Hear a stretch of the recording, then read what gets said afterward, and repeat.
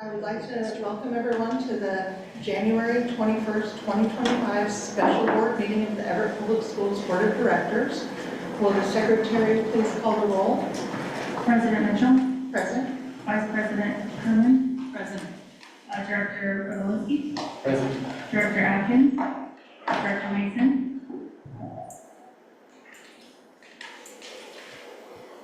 Okay, thank you so much. Dr. Saltzman, would you like to introduce the agenda for us? Yes, Madam Chair, tonight will be our two strategic plans at this time, led by Larry Fleckenstein and Arnold and Mr. David Peters. Thank you so much. By general consent, we'll accept the agenda. And Mr. Fleckenstein, I have one correction on the agenda. please. Madam Chair, there's been one update made to the date in the presentation. Oh, okay. Thank you so much.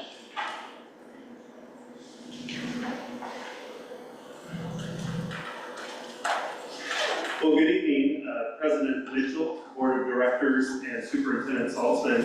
Tonight was the launch of our 4 strategic plan monitoring workshops. And I'm excited to share with you the work of the team and these 2 particular initiative leaders on the progress they've made so far this year to improve the lives of students in Everett Public Schools.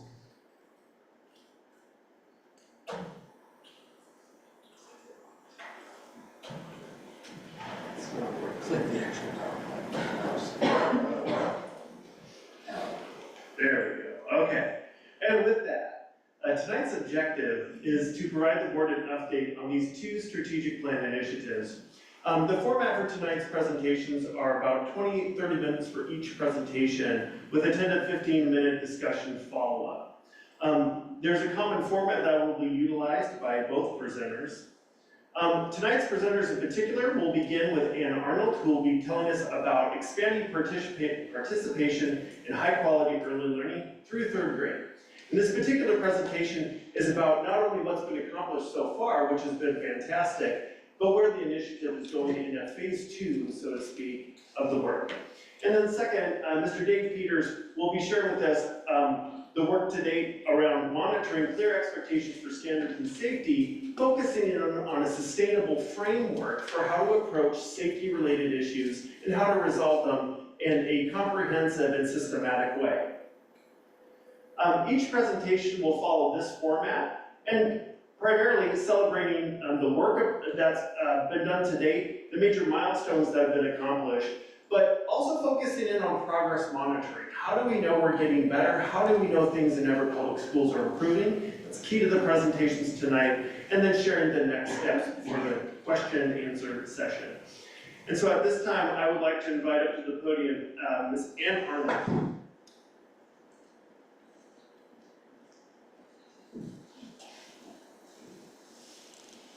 Thank you, and good evening, everyone. Thanks for the opportunity to be here to present the latest activities and successes we've had around expanding participation in high-quality early learning through 3rd grade. It's a privilege to be here and to do this work. We have been deeply involved in expanding the opportunities for our youngest learners. You've all seen this data before. This shows us that when incoming kindergartners meet standard or benchmark in all 6 domains, the bottom set of graphs, in the 6 areas of literacy, math, language, cognitive, social, emotional, and physical development. They also meet standard on the SBA in 3rd grade at 85.1% in ELA and 84.2% in math. The converse is also true. So when you go to the top of the graph and you see that 0 of those domains were met, only 20% of them meet the standard on SBA for ELA, and 16.7% meet the standard in math. This is 3rd grade. So this is the data that drives our work. We know that if we can increase the number of students in Everett Public Schools who come into kindergarten at benchmark in these critical areas, that we will also increase the number who are at benchmark in 3rd grade in math and reading, and that is an indicator of success that will stay with them all their lives. 3rd grade success and achievement dictates or correlates very closely to high school graduation, post-secondary training and education, not being incarcerated, owning a home, all of the things that we really hope for our students to become really strong and participating citizens. So we start with this data. We know we need to have them ready when they come into kindergarten. The first phase of our work, which I've reported on before, engaged all of these stakeholders. These are the departments that are here at the CRC primarily, and these are the people and the teams that we worked with in order to make sure that we had programs to offer our earliest learners. Out of this work came the milestones that are listed here. We expanded ECAP preschool by converting half-day slots to school-day slots, as well as the co-teach model for students with IEPs in the same classroom with students in the Gen Ed program. This provided the least restrictive environment for our students with disabilities and really shifted what preschool looked like for them. We also expanded Play and Learn, which is our drop-in program from birth to 5. We went from 2 mornings a week to 5 mornings a week at locations all across the district. And we have many families who come 5 days a week. They are the families that we really are targeting because they can't qualify for ECAP because of the income requirements, and they can't necessarily afford tuition in a community-based program. So we're really excited about the growth that we've seen there.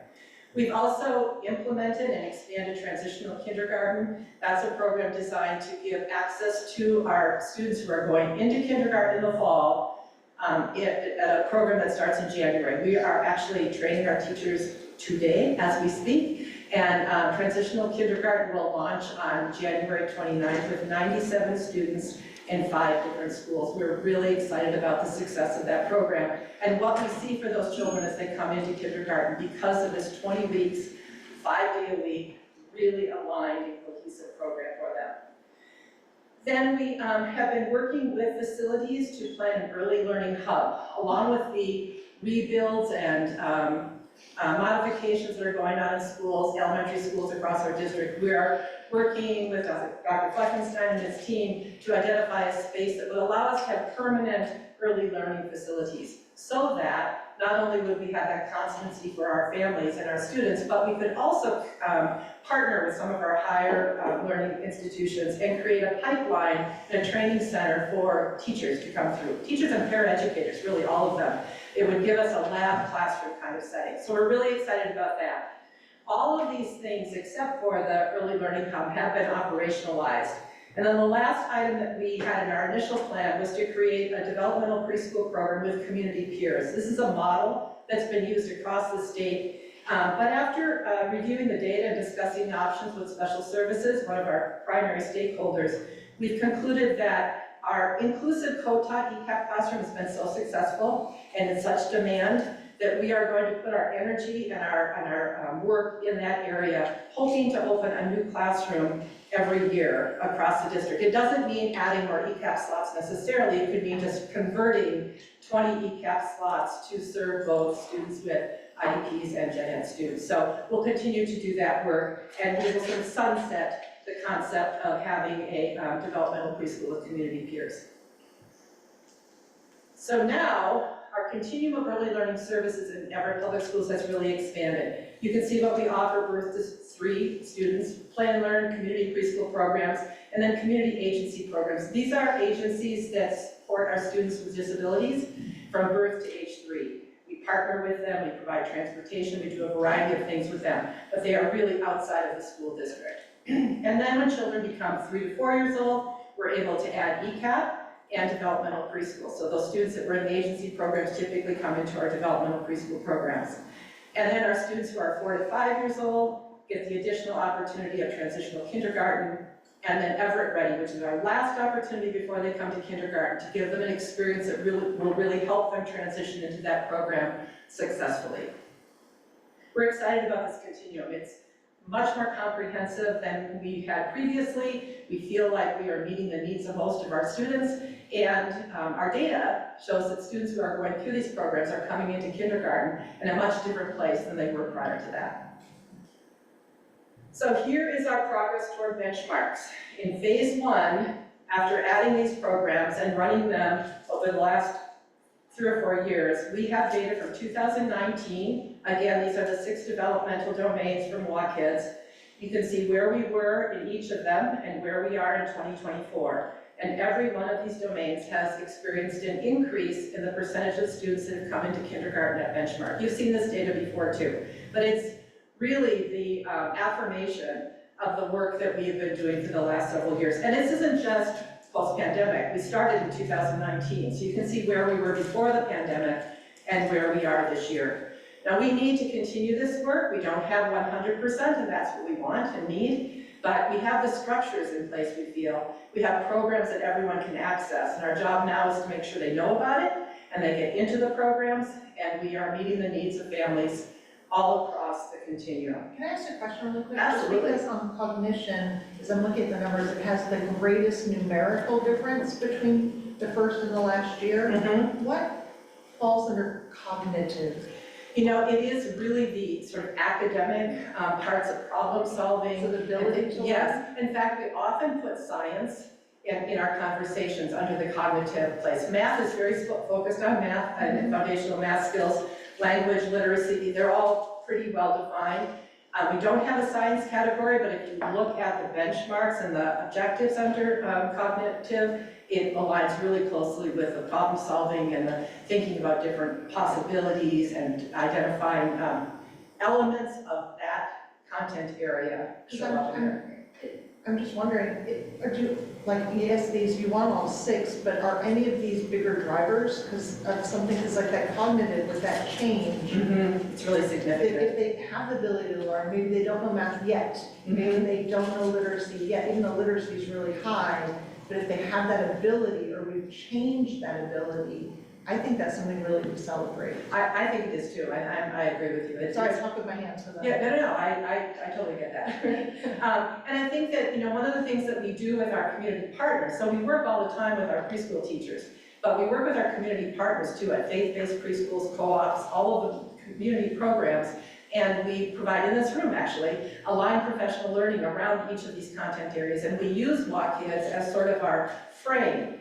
This session will be on social emotional learning. What can we do to help students be socially emotionally ready to learn so that they're successful in math and in literacy? We know that literacy is a driver. Kids have to learn to read if they're going to be successful. There's also research that says math is a stronger indicator of success in the early years. So I think that's a really great point. We'll have to look real closely at what those particular objectives are. But just, congratulations for the work.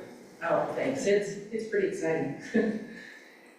So, phase 1, progress toward benchmarks. We know that the things that we've put into place have been successful for students. Now we just need to make sure it's all students. And when I say all students, I mean students with disabilities, our gen ed students, our highly capable students, our students from all different student groups. Are we making sure that we're meeting those needs and we're reaching out to them and they know about these programs? A big part of it is communication.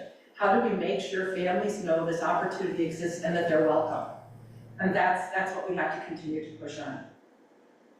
So phase 1 is operationalized. We just had a conversation.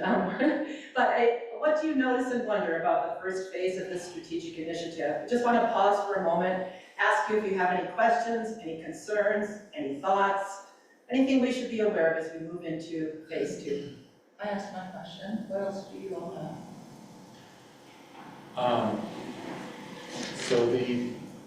Thank you for asking that question. Thank you for doing this. I had to remind myself what the strategic initiative is. And I went back and it says expand participation in high quality early learning. Is there anything around participation? Oh, we have significant increases in participation. And you mean in terms of the numbers of students who are involved right now? Sure. So in Play and Learn, for example, we used to have it 2 days a week and we'd have 50 students or so, parents and child, because they come with their parent or their guardian or their grandmother or their nanny, whoever's taking care of them during the day. And we're now, we had a 70% increase in participation when we went to 5 days a week. Holy smokes. The numbers were just astounding. We actually got to the point where we were at the fire marshal's limit for some spaces. I just realized I probably should have said that, sorry. Almost that. Almost there. Almost there, right, almost there. And so we've had a situation where the library in Everett, so we're at one of the main branch library on Monday, the Evergreen Library on Tuesday. Wednesday is at Mill Creek City Hall in their former preschool space, and Thursday, and then Friday we're at Sequoia in the gym. The Everett libraries have closed on Mondays because of budget constraints, and we were able to pivot and open up in January at Lively on Mondays. And so we have that beautiful space and an outdoor opportunity with kids. It's just been tremendous, really. So huge participation increases there. In ECAP, we have 330 slots that we fill for students and families. And this year we've had the highest percentage of being full earlier than ever before. And I really think that's because some families absolutely have to have school day schedules. They can't, pick their kid, be home at 2 hours and 45 minutes after their kids just left, which is what our half-day program is. So I think that has had a big impact on being able to serve families. And then transitional kindergarten was 0 until we started that. That program didn't exist. And we had 4 classes during the pandemic. We had 6 the very first year we opened, and we're now at 5 consistently for the last 3 years. And I think that's partly because we're serving families in many different ways. One of the interesting things is that Hawthorne, Jacob's going to talk to you about in a minute about his work, but at Hawthorne we have every early learning opportunity that exists, except Play and Learn, but it's close by. And so they send very few kids to transitional kindergarten, but they're being served, and that's the point, right? We want them to be in an early learning program because we know if they are, they have a much higher likelihood of being at benchmark when they come to kindergarten. So yes, participation has increased. Thank you. Jen, did you motion? I'll actually wait, because I think it's the second part of the. Okay. Anyone else? Okay, I'm gonna move on then. In phase 2, beyond preschool to P3. Now we talk about P3 a lot, and it's not always really clear what that means. What it really is preschool to 3rd grade. And the reason, or prenatal to 3rd grade, but we don't have access to those children then. So we're gonna think about the preschool to 3rd grade continuum. And the reason we focus so much on that is that brain development during that period of a child's life is enormous. And the opportunity we have to impact their lives and change the trajectory for them, or just enhance the trajectory for them, is really enormous. So we started the work and we started to think about where do we need to go next and what do we need to accomplish to sustain these gains and really get more and more of our students to benchmark in grade 3, because we know that's a really key opportunity for us. So one of the first things we did was we attended with a cross-district group the National P3 Institute in October. This was held in Colorado. We actually had to apply for it back in April. We got our acceptance in July, and it's not a typical conference. You have to put together an actual team, and it has to represent many different stakeholders in your community. We had people from teaching and learning, as well as academics. Our 2 regionals participated, our chief academic officer, our elementary principal, directors of professional learning, categorical funding, and P5 and 612. So we really had a broad spectrum of individuals. And we began preparing for it because the whole point of the Institute is to go there and learn and then plan and strategize.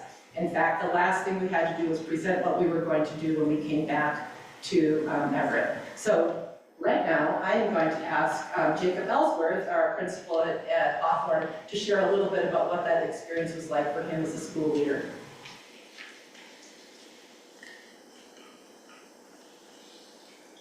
All right, well, thank you, Dr. Saltzman, Board of Directors, and thanks to Anne for introducing me. I appreciate this opportunity. Going to the P3 conference in the fall was a great experience for me.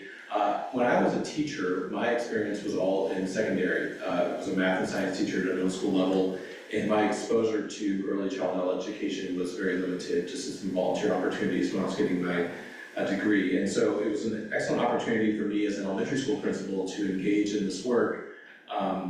And also it really helped me understand what all these strategic initiatives were and what they looked like in action at my school building.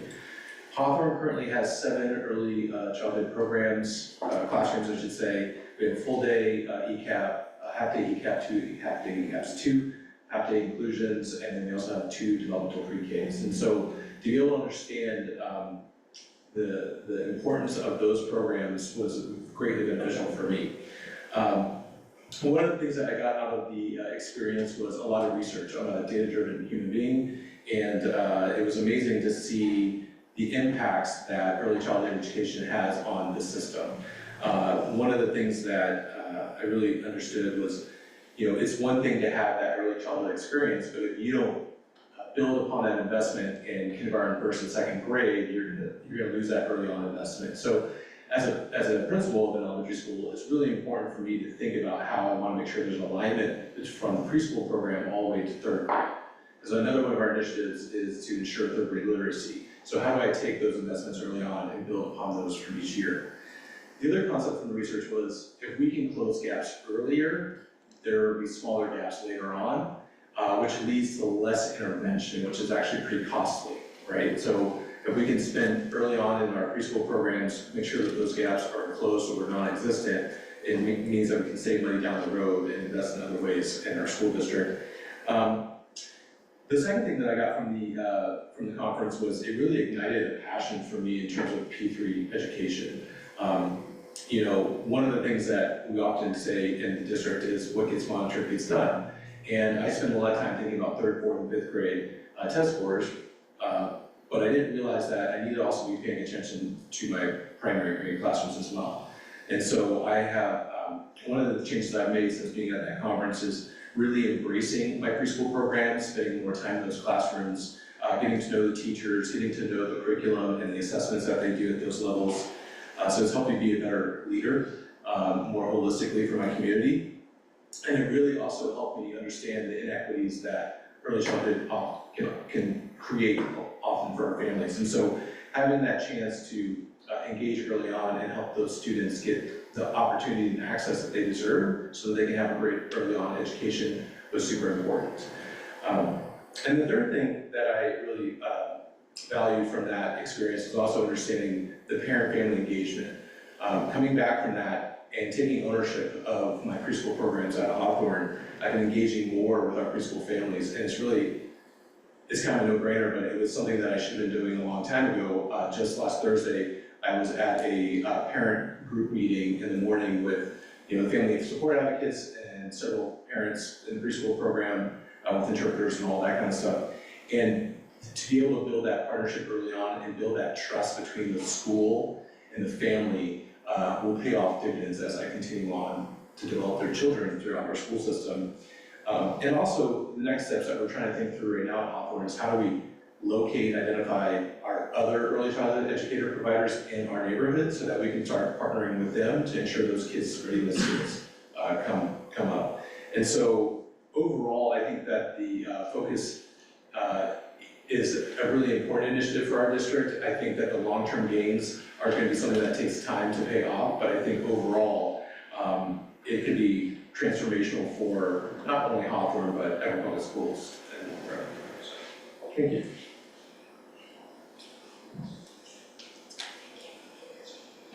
Thanks, Jacob. So exciting to be at this institute with Jacob because he had that hands-on experience that he could relate to us. One of the things when we came back, he said, is there any preschool data out there?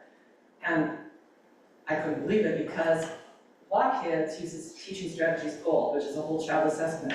ECAP uses Teaching Strategies Gold, just the preschool version of it. It's a continuum of development. So he was actually, I just took several phone calls actually, but we were able to get the county to make him an administrator on the early learning portion of the work so that he can now start seeing his preschoolers and how they're moving into kindergarten and what that data is telling him about growth. So it just was a really exciting opportunity and an opportunity, I think, to sort of build that kind of understanding around P3 and the opportunity to really support families at all of our elementary schools. And it's going to start with Hawthorne and the work that we were able to do there. So out of that session came this very deep interest in identifying 2 focus areas. We actually spent time at with charts and papers, and there were many different groups there. There were 3 teams there from Washington State. One was a group from Whatcom County, one was a state agency group, and then our district. And we had to present all of them and share what we were doing and how we were doing it, which was really interesting because we got to learn from other people as well and solve some of our challenges. So the 2 areas of focus as we move into phase 2 of this strategic initiative is to provide instructional focus aligned to the standards that's rigorous, high quality, cohesive for all of our K-2 teachers so that our students will have the benefit of that. And then at the leadership level to support an understanding, build an understanding around the power that Jacob just spoke about, that early intervention to accelerate learning is the opportunity. We don't need to be making up for deficits. Let's get there before they happen and really start to leverage this unique period in a child's life and the opportunity to really move them forward. This meant engaging new stakeholders. So whereas in our first phase of the work, we were talking to facilities and food and nutrition and transportation about how do we get kids to Everett ready, now we are setting up a plan to work directly with principals, paraeducators, teachers, our instructional coaches at every building, special services, obviously very close partners with us, assistant principals, and human resources, because that's where all the hiring happens in the first place. And now when we look for people for transitional kindergarten, for example, we're looking very specifically for people who have early learning experience and understand the power of the work. They don't necessarily have to have an endorsement, but they need to know what that's all about and why it matters. So we have a new set of stakeholders for phase 2, and we're really excited about that work. Our celebrations so far in this phase are we've established school leadership teams to support the implementation of the new math curriculum, which is now into the 3rd year. But it's a big process and it takes a lot of time, and we've learned a lot. So we have implementation leaders at our 7 title schools, and we have 1 at every grade level, and we have 3 meetings a year with their principals, instructional coaches, and APs. And we have new learning around the curriculum. So we address problems of practice. The best part of it is that the last half hour of the meeting is always spent in their team, planning with the principal what they're going to do to turn the work around when they get back to their building. In the past, that's been the part we missed. We kind of hoped it would happen.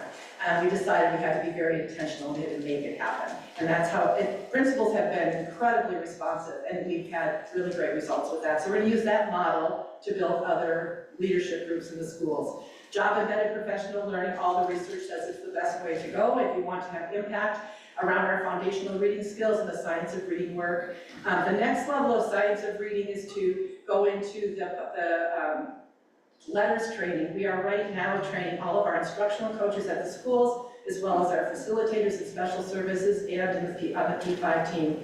We will next go, it is a virtual training that we then will have 4 days of a consultant with us, working directly with people, and then go on into the next session, volume 2.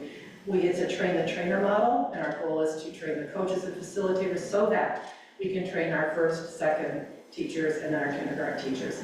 And then we're going to continue to collaborate with special services. We've had some really great success working with our resource room teachers to make sure that our students in resource rooms are getting access to the core curriculum. They're not getting something that's less than. They're getting the same thing. And those teachers are being supported to make sure that that happens in an effective way. And then we are going to create a P3 leadership group that will follow up from the work we did with the National P3 Institute, but continue to grow this work. We feel we have a really great opportunity to support students and change the trajectory that some of them are on, and make sure that when they get to 3rd grade, they are readers, and they're mathematicians, and they're scientists, and they're writers.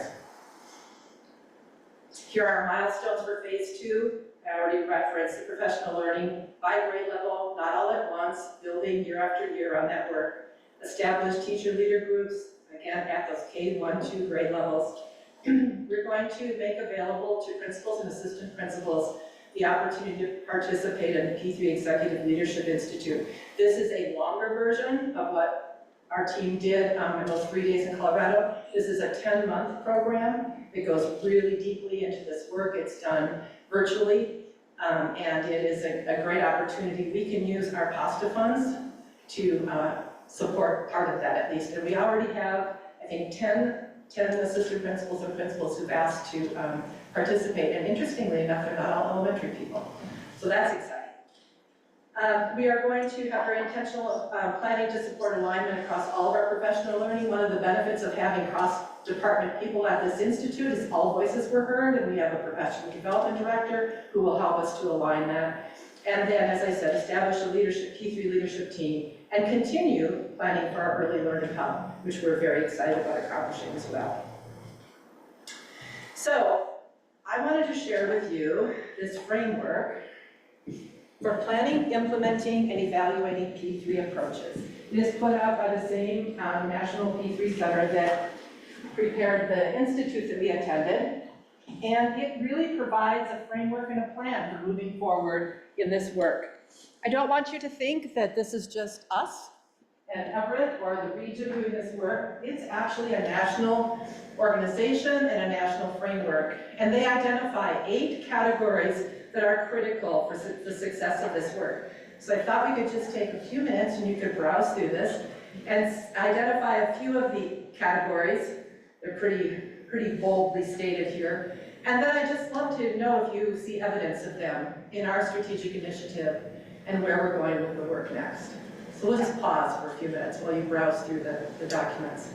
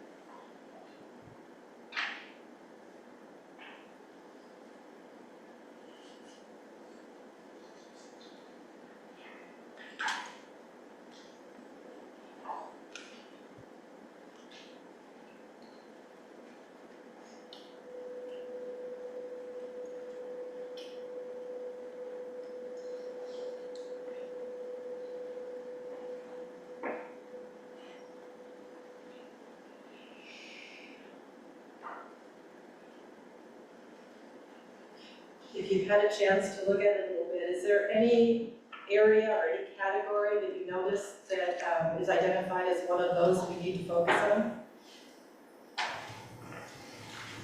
Well, something came out to me, just, it's personal, the child data. Because I've done my own research and, what looked like to be perfectly typical girls in that P3, pediatricians ask, do they pick up after themselves? Do they do this? They're yes/no questions. But if they could be more tell me how questions, that ADHD and some other things might be brought out sooner. So pediatricians don't tend to do that, but it's in this model, when you're looking at parents know their kids, that if you ask a question, explain how they pick up their toys. Well, it takes me 5 times telling her I have to show her, she can't do multiple steps. Those are, what are the signs of ADHD that students don't demonstrate in the classroom, and there is data to show that girls are specifically bad about this. They don't show behaviors in the classroom, but parents have the data at home. So I like the fact that this is inclusive of families. I saw families in a lot of the subject areas, but when it came to kid data, it says here too, families have access to their own data. But how do you get that information out of the parents where the special services are the experts that could help maybe some girls and maybe boys getting diagnosed earlier or at least assessed earlier because everybody's talking the same language about data. Thank you. Well, engaged families is one of the primary areas. Yeah. And early learning programs tend to have more family engagement than we do in programs as students get older. I'm not saying that's the way it should be, but just the nature of working with young children. We have transition reports that are provided by interview with the parent through the ECAP program, for example, and then given to the kindergarten teachers to be aware of. So there are opportunities for that transfer of knowledge around this whole family engagement segment. One of the questions actually does relate to what you're saying right now, and that is that because the data seems so clear on the predictive nature of where students are coming in, and we know pretty much right away, that first time we get the students in kindergarten, and I think Principal Ellsworth also touched on this, is really focusing in K1, really starting off, not waiting until third grade, because we know what the numbers show that will likely do. In here, a lot of emphasis on parent partnership, caregiver partnership, family engagement. I was curious, how much structure do we put on our parent-teacher conferences, which are so short, I understand, I mean, they're a touch point. And I thought about as my own experience as a parent, but I was curious how much of that as teachers, whether it's professional development, and I'm thinking about Karen Mouse work, right? I mean, what makes for a good parent-teacher conference for those kindergarten, first grade parents to really get them on board as partners in this work? And I wasn't sure how much that is emphasized, or whether teachers know what they're doing, they just communicate, but how much structure we put on that? That's a good question. Again, we have many more parent-teacher conferences in preschool than we do once we get into kindergarten, and we do home visits in preschool. So maybe we have some lessons to learn from our early learning partners that we could move into kindergarten. The thing about kindergarten is really so true. If we miss that opportunity, we've missed a golden opportunity. In fact, there is research that says that you can increase the opportunity for students to have high quality early learning and really make a difference. They can come into kindergarten with the increases that I shared. If that rigor and coherence and alignment to standards does not continue for kindergarten, first and second grade, by the time they get to third grade, those students aren't any better off, aren't performing any better than students, their peers who didn't have that early learning experience. It's a huge Head Start report and research. And so we can't stop at kindergarten. We have got to keep going. And very often in kindergarten, I'm a former kindergarten teacher, so I can say this with some surety, very often the attitude is, it's just kindergarten, we're just getting them used to school, we want them to be successful, we want them to be a social emotional experience that's really positive. All those things are true, but that doesn't take a whole year. So we need to get on it. And take advantage of this opportunity, and what we know is true. So, yes, agreed, thank you. And if I may, I just might also add that I think that's a great question around like parent-teacher conferences and the structures, but there are also some things that we've done very intentionally around those family connection meetings right at the beginning of the year for kindergarten. So we used to start kindergartners right on the very first day of school, and now we have this what we call a slow start, where we actually have kindergarten teachers meeting with families, meeting students, and cultivating those relationships. So that's just one more piece of structured engagement. So I think we'd like to start thinking about, yes, we have parent-teacher conferences and those are very valuable. They're short, but they're valuable.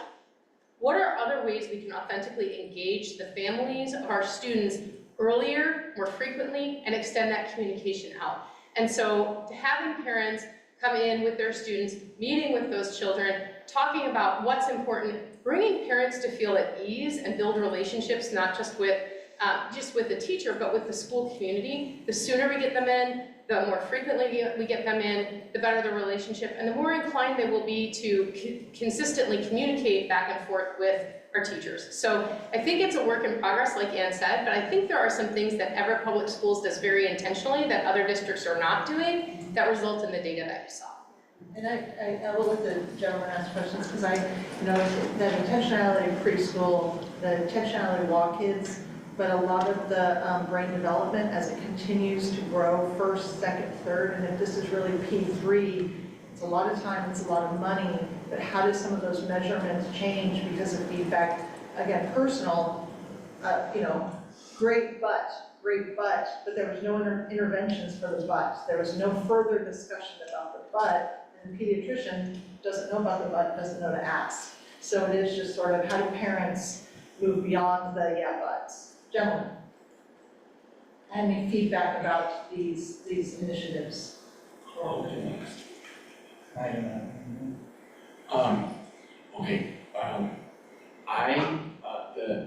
forget what it's called now, the bucket, continuity and pathways. I appreciated Principal Ellsworth's experience with that, and I'm curious if his approach with getting data from the county is being replicated across other schools or other principals.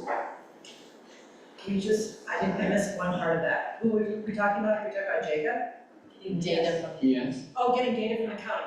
Oh, well, that turned into a little bit of a problem. They seem to think that parents needed to be given permission for the principal to have their student data, and I reminded them that the principal has the student data for kindergarten, first, second, third, fourth grade, all the way through 12th grade.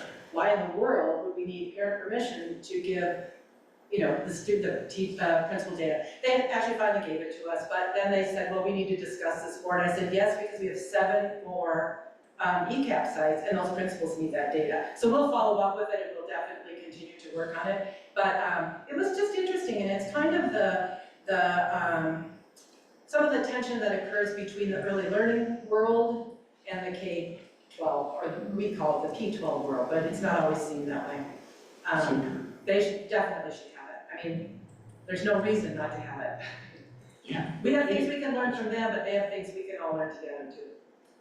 Thank you. One other quick one, last week, I feel like we heard a lot about the power of PLCs, and I'm curious about how the new kind of teaming that's kind of defined in this framework relates to like, does this really kind of slot in subordinate to or a part of the PLC, or is it completely separate? Just out of curiosity. Yeah, no, I think the professional learning that we're talking about, having teacher leaders come in and do new learning around this area, and then going back to their schools and having principals direct the learning for the whole grade level PLC is a great opportunity and a great model to use. In fact, it was one that was talked about a lot at the P3 Institute. I think we have an opportunity there. The key is to make sure there's a direct connection between the learning that a small group of teachers and leaders at a school are receiving to make sure it gets transferred to the entire grade level team. And that PLC is the perfect opportunity. Yeah, Jacob? I just, Yeah, sure. Sorry. One thing about this data that's interesting is that, getting back to your point, is that oftentimes with kindergarten, when students come in, we say, well, they're new to school, we need to give them some time to adjust before we start. But with an understanding that so many of our kids are going to early childhood education, that data already exists. So we already have information on what their cognitive abilities are, their math and such. So we don't need to necessarily give them that transition time because we know that they've had childhood experience, school experience already. So it allows us to provide earlier interventions for those students, and also, if necessary, refer for special education referral. And then getting to the professional development, one of the things that I took away from the Institute was that by embracing the preschool team, right, they're not renters of space within my school, they are part of Hawthorne community. We now have a preschool representative on our instructional leadership team. And one of the things that we're also starting to talk about is how do we differentiate our professional development? Because when you think about elementary school, we think about it as a K-5, but really the developmental needs of a kindergartner and fifth grader are completely opposite. In fact, K1 and 2 are quite more closely related to a preschool need for professional development and instruction. So by having them involved, they are now able to think about how we can differentiate professional development for primary teachers, intermediate teachers, preschool teachers that meet the diverse needs of all those students. And so I think it's really interesting. And one of the things that we're going to try to do this year as well is using our ECAP teachers to, we always do riser meetings between grade levels. Well, this year, we've never done before, we're going to have kindergarten meet with our preschool team to start reviewing some of that data so that there's less of a question mark around students as they come into the program. So by aligning these things more, it provides us an earlier opportunity to make the most of the education for these children. Sorry. No, thank you, I appreciate that. Thank you. Okay, thanks, Jacob. This is our question discussion, which we've just had plenty of. So I really appreciate and thank you for this opportunity to share the work around the strategic initiative. I think it's the most exciting one we have in the entire district. Before you step away though, are there any questions, because just anything else with this presentation? No, just fantastic. I think this is gonna have a really high return on investment. This is, I think it's a gold mine of investing in our earliest learners, and it will pay off, so thank you. Well, and I think to the evidence, or, some of the rhetoric that's out there about effectiveness of ECAP programs, I think you said it really well. They're in ECAP in our schools, and then they get into our schools with our rigorous K through 3.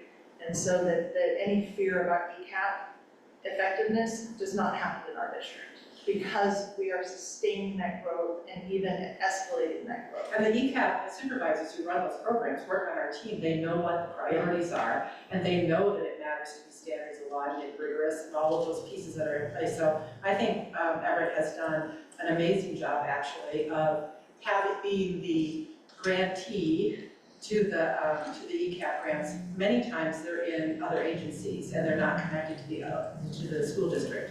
It's, in my opinion, a much better model to do it this way. And I think For students and And I families. say this like national rhetoric. Oh, right. Locally, I appreciate all the struggle. I think we all. Thank you. Thank you. Thank you. All right, before we transition to our second presentation, Dr. Saltzman, do you have any final thoughts on our early learning initiative? Yes, thank you. First of all, great job. Ms. Arnold and Jacob, quite humbled because the work that you're doing is extraordinary. It's a P12 system. If you put the lens on early childhood, you'll break the great divide in third grade literacy. So to our public, kudos to the board for supporting this work, because not many districts do that. And to our public, this is what we offer before the kids come to kindergarten. So they are ready for school. Not in January, like Ms. Arnold said, getting ready with all their norms. They're ready to go in September, October for a kindergarten student to be ready to learn, okay? Because by third grade, you want to have exceptional literacy. So again, thank you for that, because we have to put the lens on P3 education, and that lens is paying off, so thank you. All right, so we'll take just a really short transition time here. So if you have to make any adjustments, we'll get going here in a minute, but we do have some things that we need to set out. So let's say about 3 minutes or so. Thank you.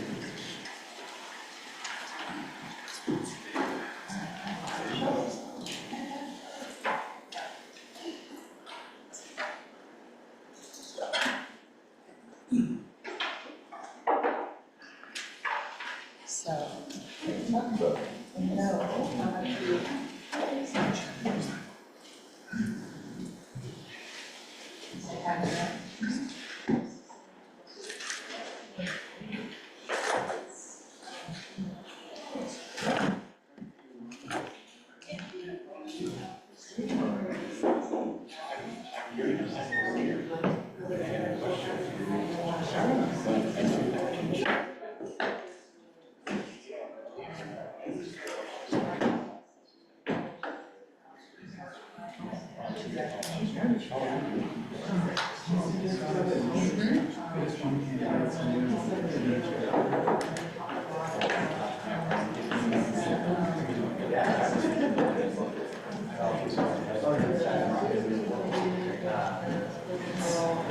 like every day, there's a new build. In and out. Yeah, because it is kind of different. Inside out. Yeah.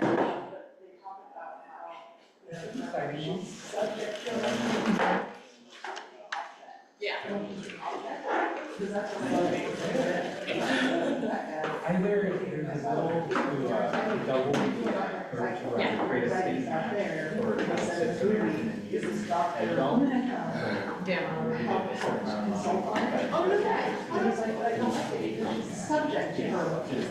So it is, but anyway. It's Oh, really interesting. So I don't think he's getting ready, but. And then there's Yeah. It's good to, it's always good. smaller numbers. Yes. We talk about yeah, I really, very nice. Thanks for sharing, Tracy. Because I know we like this. Yes, yeah. You said any adjustments are done. Just tell her. But right now we get.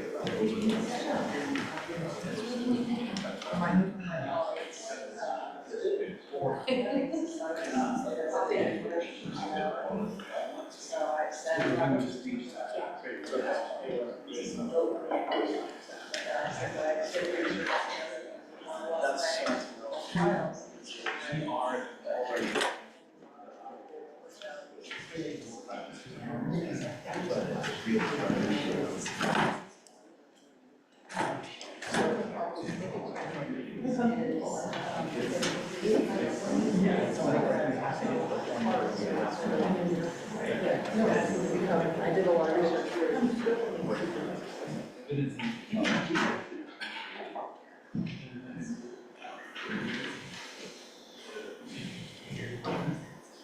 Well, thank you and welcome back. For our second presentation this evening, we have Mr. Dave Peters, who's going to present for the board our work around the initiative with clear expectations and standards for safety, which includes physical, emotional, and identity safety of our students. So, Mr. Peters. All right. Thank you, Mr. President Mitchell, directors, and Dr. Saltzman. I'm looking forward to sharing with you an update on our strategic initiative that guides us in defining, aligning, implementing, and monitoring clear expectations and standards for safety. This falls under strategic theme D, which is centered on consistency and accountability. So I'm the initiative owner, and Dr. Peter Scott is the executive sponsor. And our diverse initiative team is comprised of members who also regularly manage considerations of safety from the Departments of Safety and Security, Health Services, Facilities and Planning, in Learning and Information Technology Services, and Student Support Services. And the respective work schedule for this year is on track for completion, and I will be sharing with you the progress to this point, as well as future next steps for the operationalizing this initiative. So I'd like to begin by just reviewing our framework with you. And you may remember in last year's presentation, we did an activity from the lens of safety where we considered the statement, "I love this school." And the assumptions behind that statement from imagined perspectives of various stakeholders, if you recall that. And so as a group, you described examples from each of the three types of safety. And you may also recall that rather than designing this initiative around individual items related to safety, because there are literally hundreds each year across all schools and district departments, that a comprehensive framework was developed that applies to all stakeholders. And it provides the foundation for safety-related plans, decisions, and actions that can be applied across all departments for both temporary and enduring considerations. So the framework considers how unsafe situations can be prevented, but also why they occur from across 3 areas of physical, emotional, and health-related safety.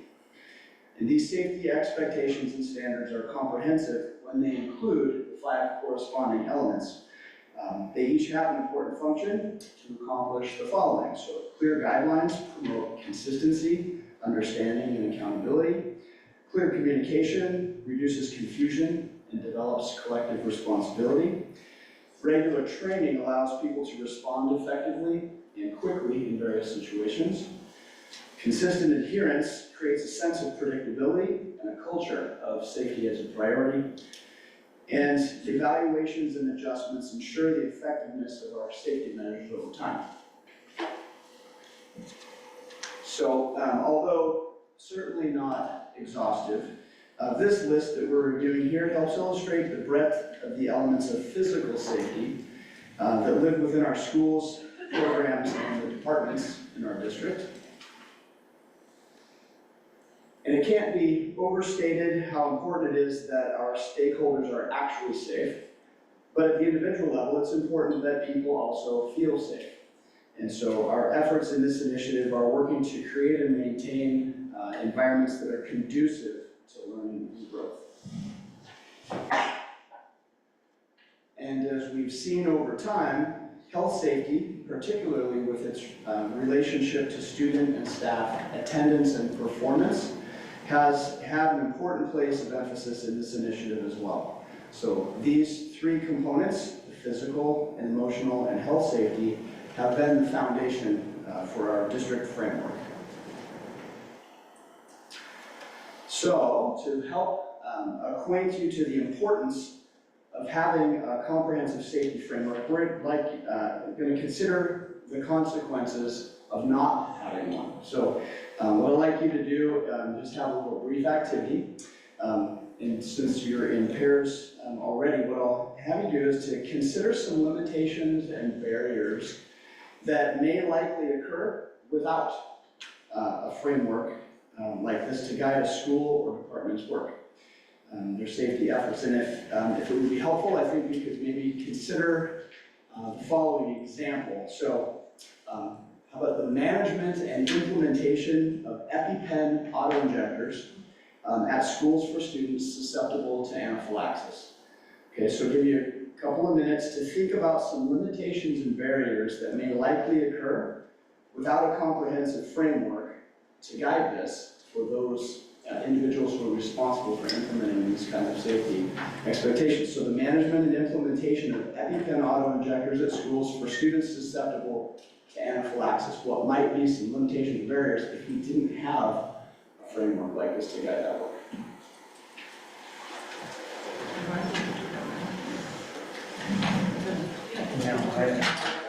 The biggest limitation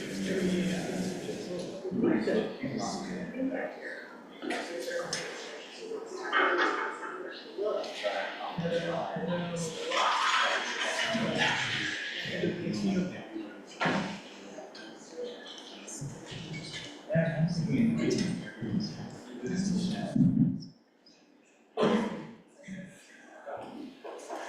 I think in terms of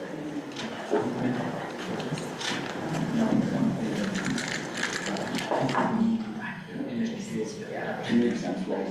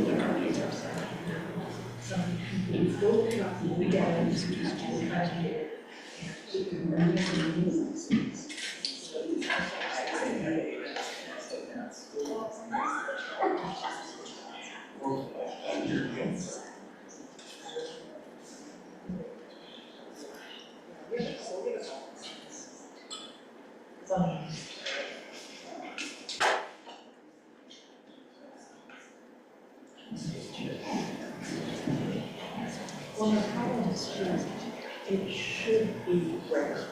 So you Another 30 seconds. So you need to know where is it? Because it should be rare. Yeah. All right.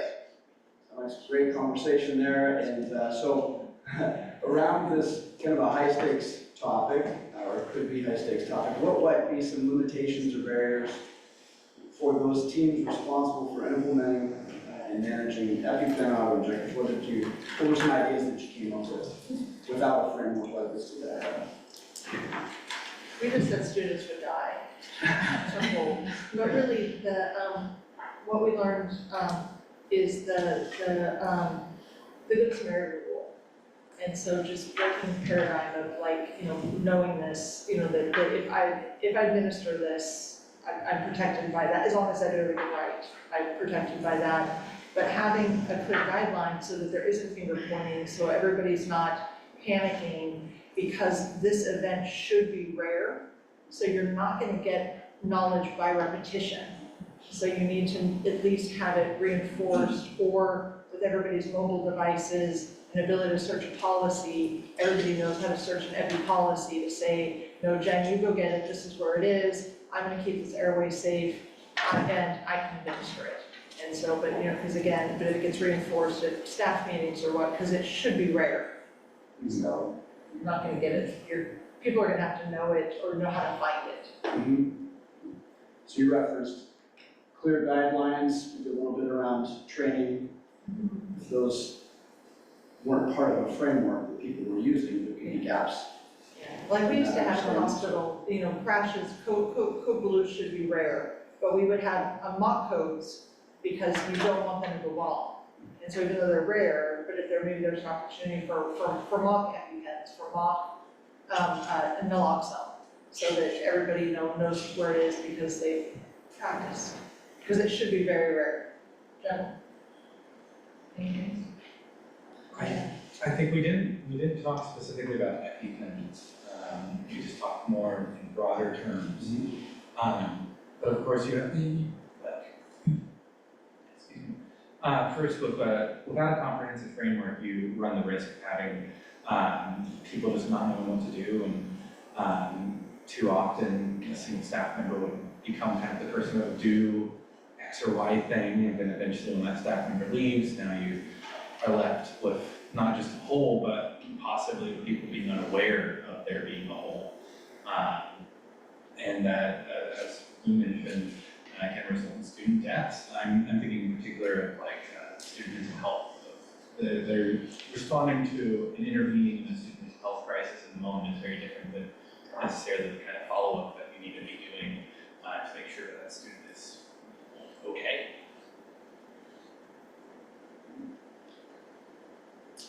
All right, any others?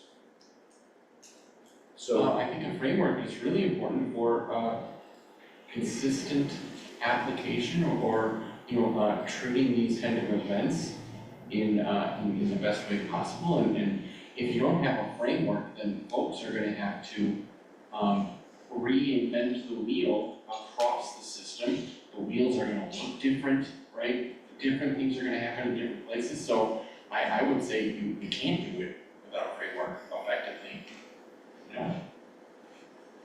And that really is what our team, when we first set out, to tackle this initiative, those are the kinds of things that we were recognizing, that there were certain things that would happen at some schools and not at others, or at certain levels and not at others, or even when schools had something perhaps, solidly in place, like you said, if you had some transition with staff, key staff members that were really that had that institutional knowledge, and then now where is that, and how does that how those gaps get refilled. So without a framework, you're gonna have a lot of inconsistency, a lot of potential confusion.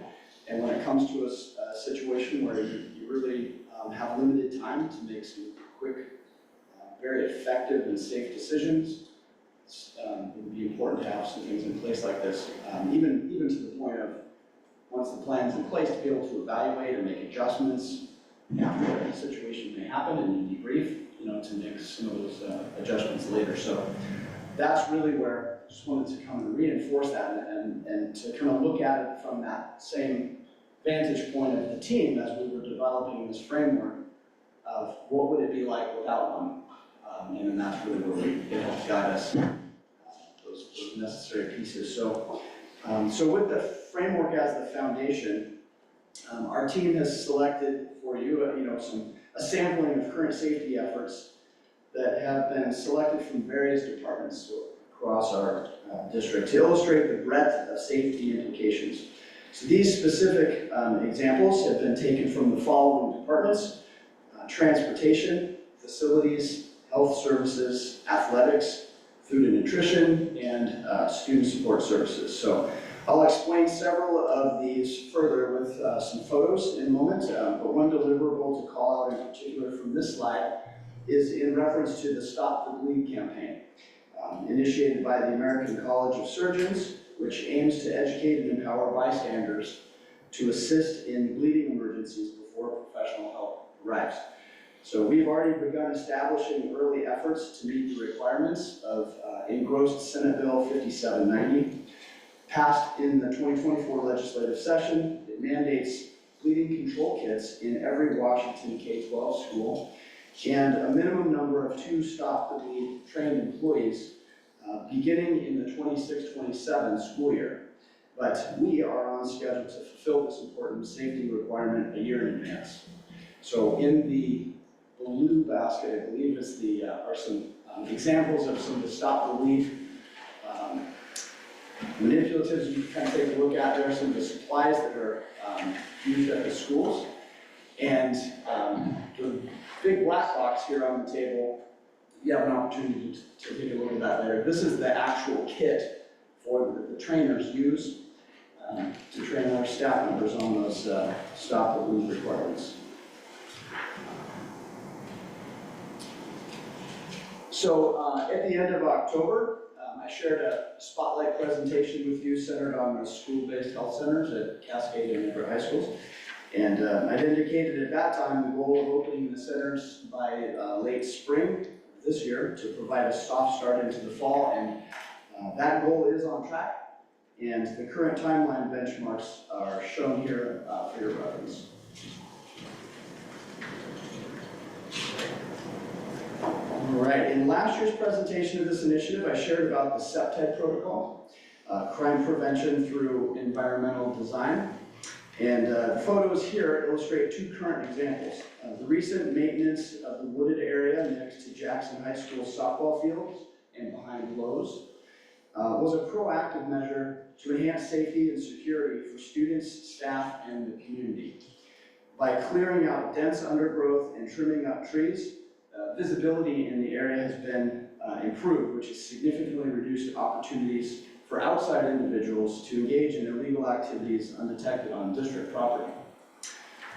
And the lower photo, the redesign of Jackson Elementary School, which is being made possible by the 2022 capital levy funds, incorporates SEPTED principles with natural surveillance through large windows that are overlooking play areas, clear sight lines in hallways, controlled access points, and strategic lighting and landscape designs. And these are celebration photos of milestones that were completed earlier this year as a result of last year's planning. So the first is an example from our Learning Improvement Day on October 11th this year. We provided suicide prevention training to the staff at all of our schools, which was led by the University of Washington Forefront in the Schools experts and differentiated for elementary and secondary school staff. It was a hybrid model that incorporated live trainers over Zoom webinar with 83 in-person trained Everett Public Schools staff members as facilitators across each school to allow for ideal opportunities for engagement. And the second photo, which also in your green basket, you can see some examples there as well.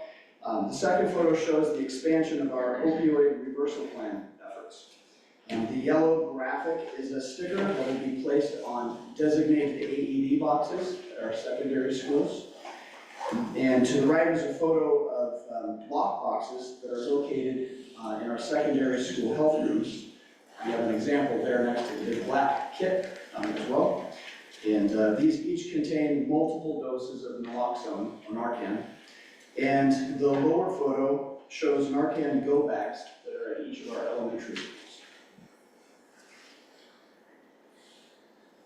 So in collaboration between the safety and security and maintenance departments, key card access was installed at both Cascade and Everett High Schools this year. With the number of separate buildings on each campus and other unique considerations, careful strategic thought went into the planning to ensure a safe system that's also reasonable in its practicality and efficiency for staff, students, and visitors. And in July, we acquired 27 propane-powered 71 passenger transit buses that are equipped with lap shoulder seatbelts.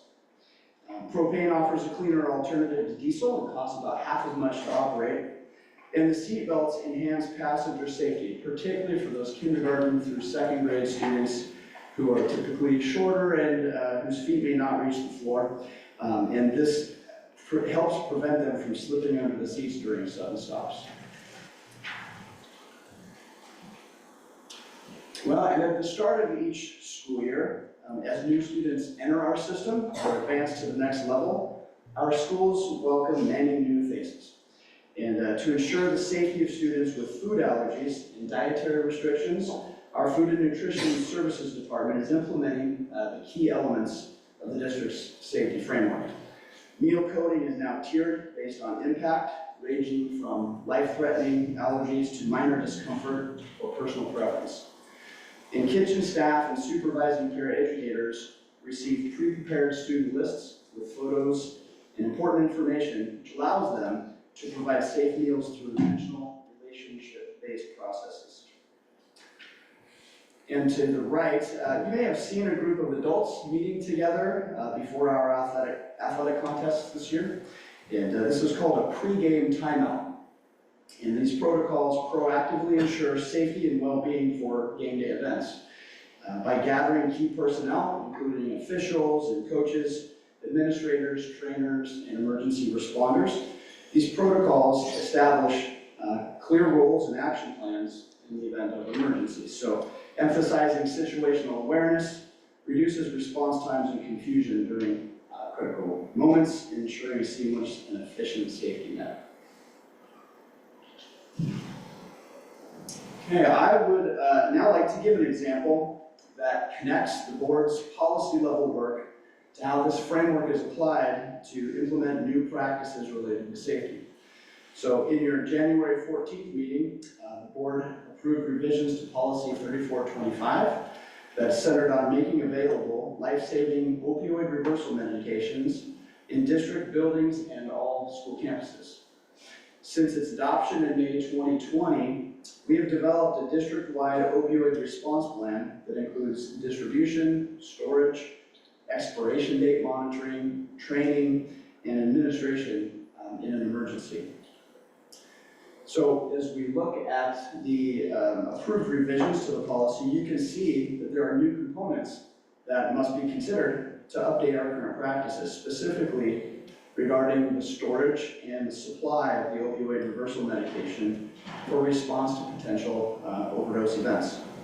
So I'd like to provide the board an opportunity to experience how staff applied the framework to these new guidelines set in the policy revisions to ensure that the staff implement the board's policy with fidelity. So looking at the framework in this instance, the first step in the process was to establish clear guidelines, which the approval of policy 3425 did for staff.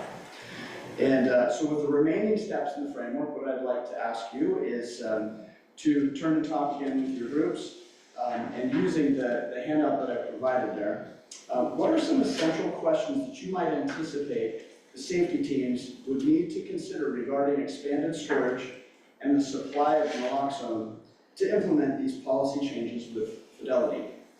So we can have one group, Director Atkins and Gorlowski, if you wouldn't mind focusing on the second three bolded terms there, the supply and the restocking of the naloxone, and President Mitchell and Director Herman on the first two, focusing on the essential questions of the location of that life-saving medication. So what we're asking you to do with the handout that you have, since we already have the guidelines established, if you'll take a look at the remaining four elements of the framework, and consider some of the essential questions that the safety teams might have to consider in order to implement the revisions in the policy. So probably for the several minutes, just going to come up with as many questions as you think you might that might apply. So if you were on the safety team now and you were trying to think through something related to communication or training or adherence or the evaluation and adjustments, what kinds of questions might come to your mind as you're looking at these requirements, these updated requirements? The first question is, who's in charge of checking? Who's in charge?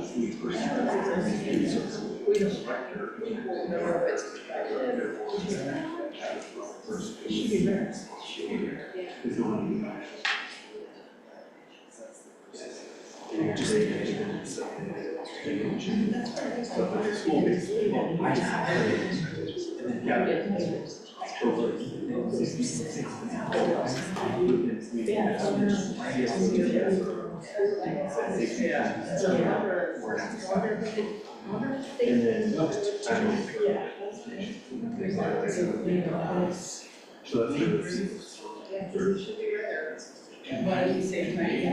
When they get, when they speak to them, do they, understand what the reasons are that they have to be suspicious about? Yeah. Or do they, for example, they will do this, and do this, and do this, and then, and please, we gotta know where to get this stuff. We gotta figure out how to make sure everybody knows where to get it, if you need it, who's the subject matter experts.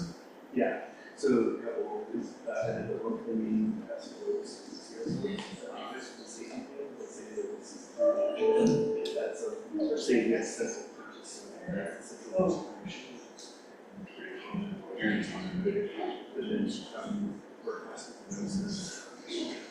So we sure that's those. And then we also have.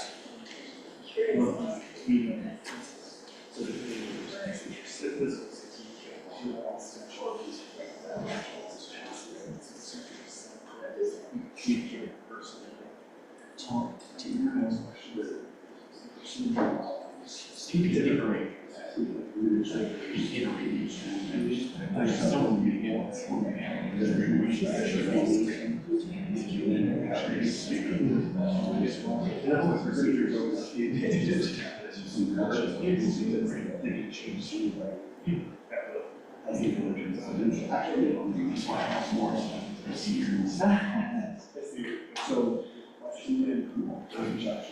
great question. All right.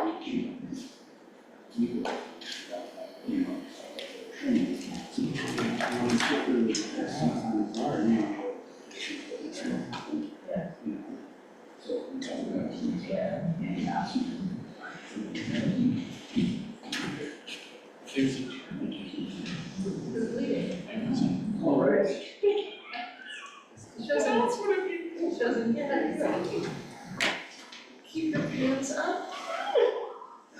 So if you don't, if you don't have a tourniquet, that's what you use a belt for. Okay, so some great discussions going on there, and you both groups had a couple of different angles to look at with this particular policy. So we could go first with, since those are the top two. So when you think about expanding our storage to the AED cabinets or other locations, what kinds of essential questions were you anticipating that might come up for the safety teams? You want to speak first? You can jump in as well. I'll just start with a few of just, where are the locations, where are the possible incidents happening, and thinking through that, of course. One of the things that we had just talked about too is the communication, the training out, wondering what training currently exists for staff, and what would that look like? Yeah. So the formal training is outlined in the procedure on this, and it currently includes several people from each school, and it depends on the high schools or more. But administrators, a nurse, several key staff members that are designated by the administrators. And so, but this came up in one of our questions, or our team's questions, after an incident after action review. So in an incident that we were debriefing, we were very fortunate with the location where it occurred. It was really close to the supply of naloxone. But then as people were, so when we were at the evaluation and adjustment phase, really we were asking questions like, well, what if this would have happened, on the other end of the campus? How would we have gotten it that quickly?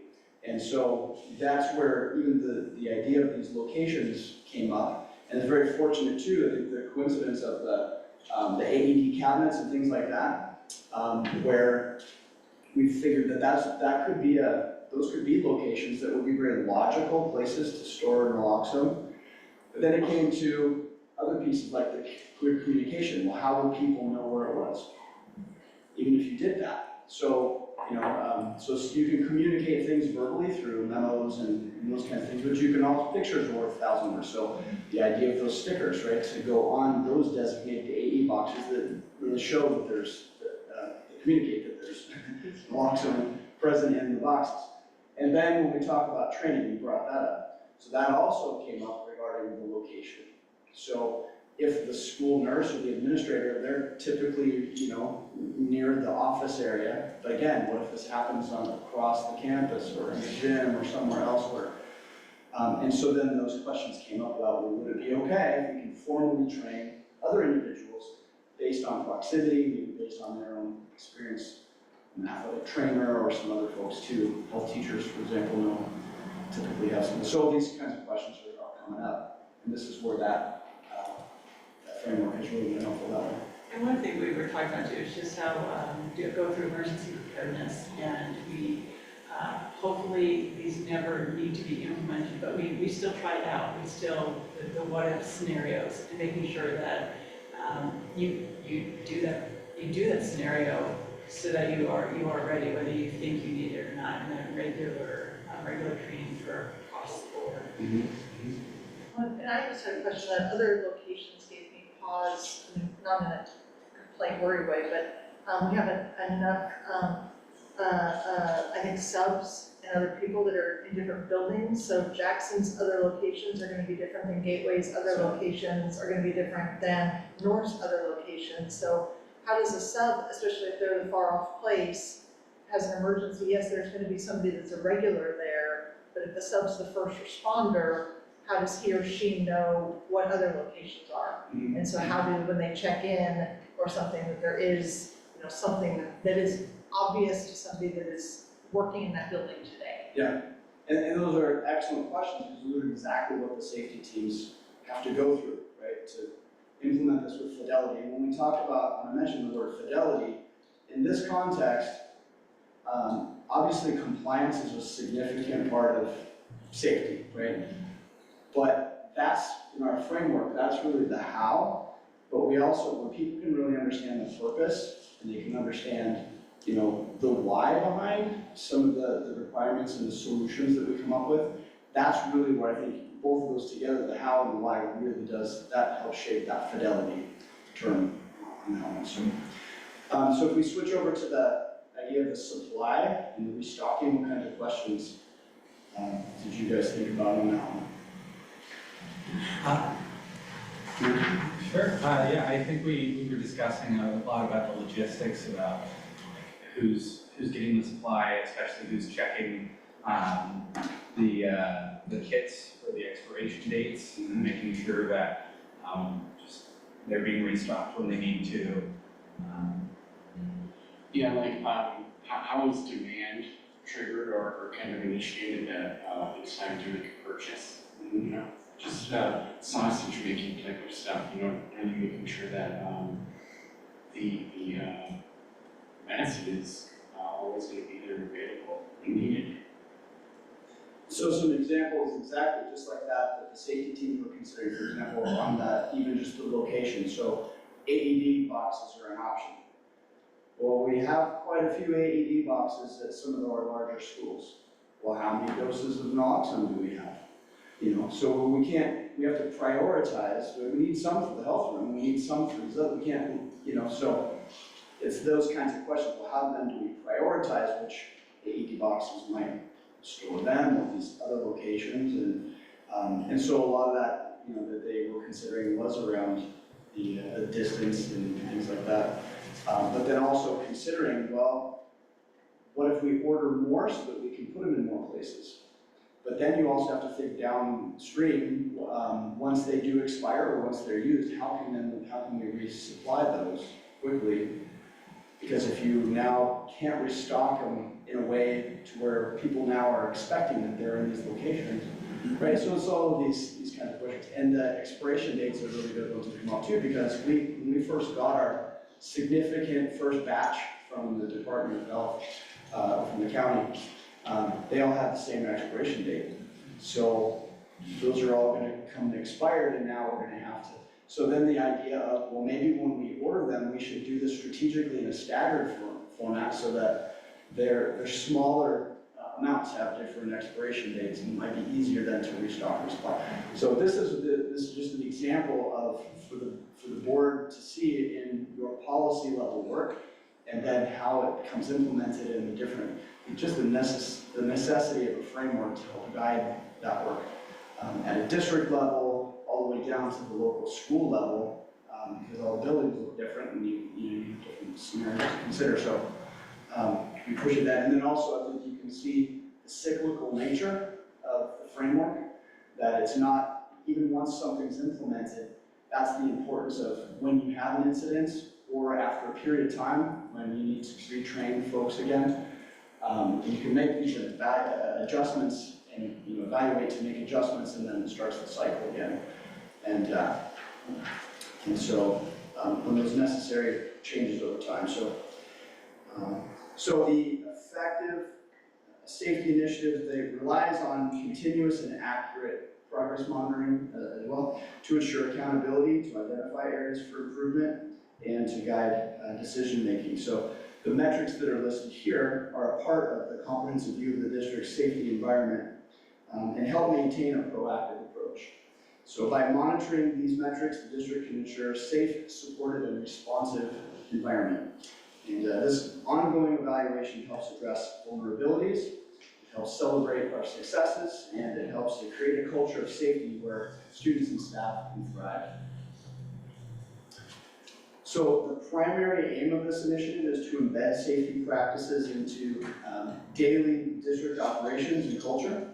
And by making protocols practicable, applicable, or actionable and part of the workflow, the district moves from theoretical policies to consistent real-world implementation.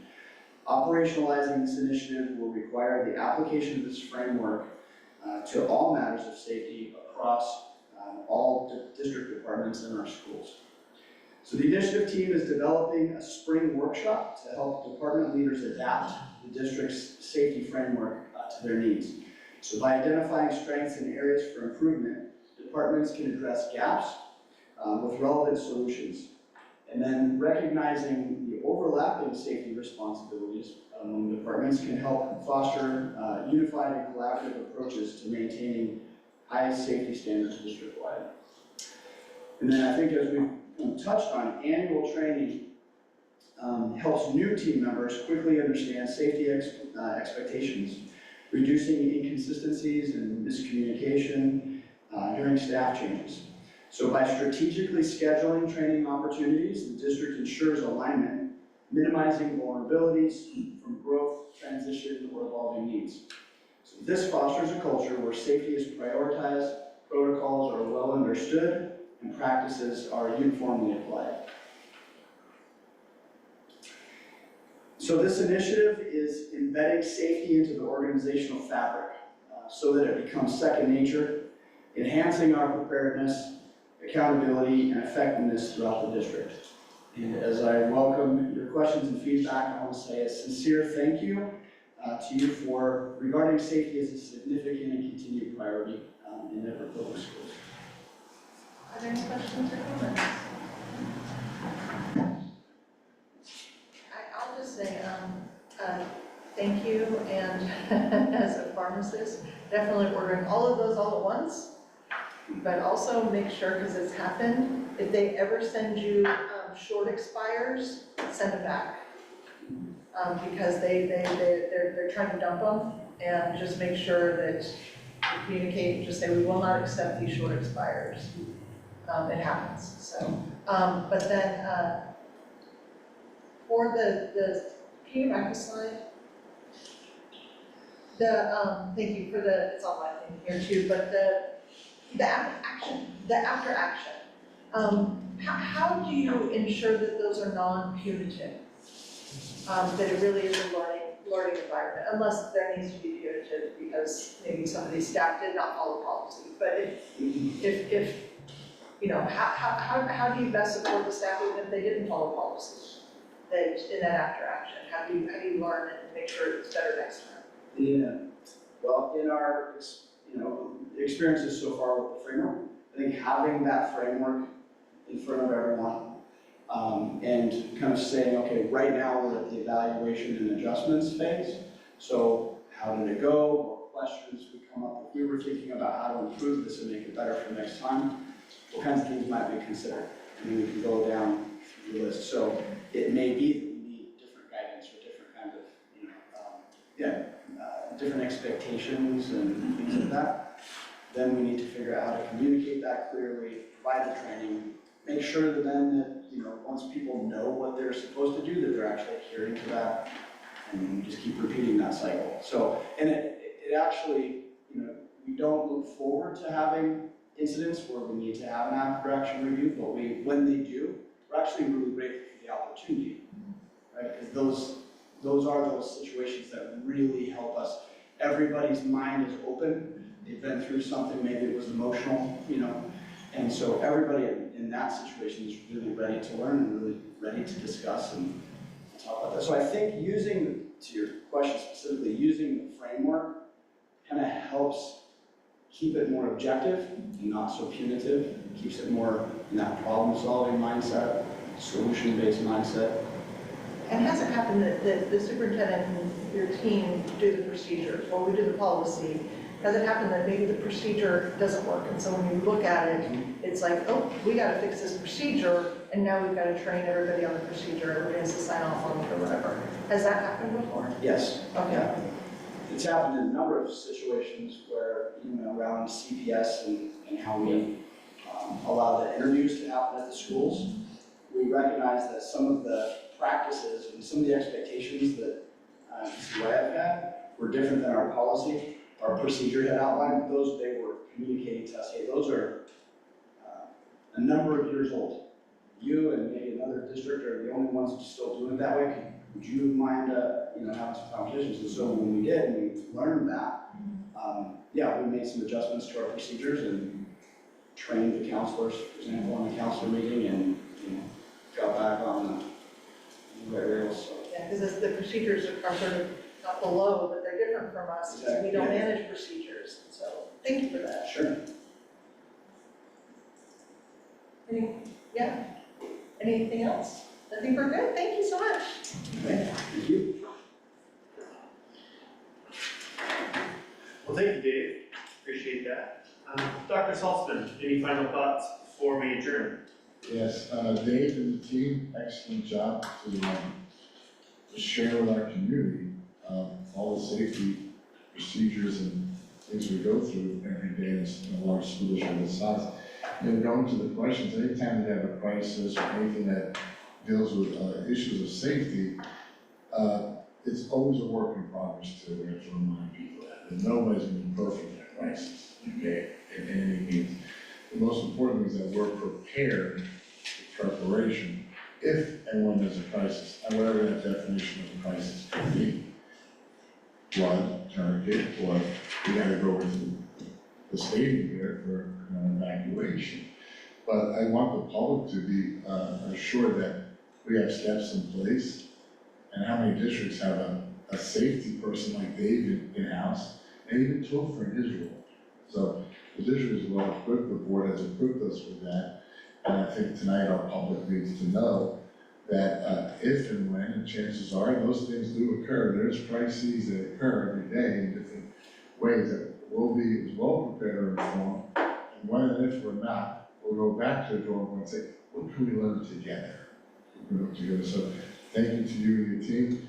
I did make a note for the milestones and timelines are outstanding, and the thoroughness in this presentation was quite commendable. Thank you. Thank you.